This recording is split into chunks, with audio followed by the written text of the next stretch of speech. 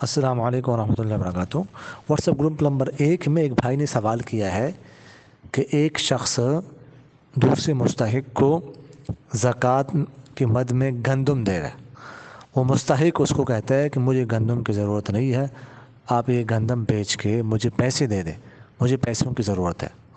تو اب وہ کسی اور کو بیچ کر یا اسی کو جو مستحق ہے اس کو بیچ کر اس کے بعد پیسے دے دے، اس کا کیا حکم ہے؟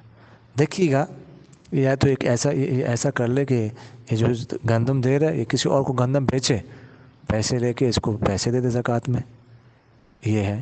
یا کسی کو اگر فی الحال نہیں بیچتا، خود رکھ لیتا ہے، بعد میں بیچتا ہے تو پیسے بھی گندم کی قیمت پہ اس کو دے سکتا ہے مستحق کو، گندم دینا ضروری نہیں ہے۔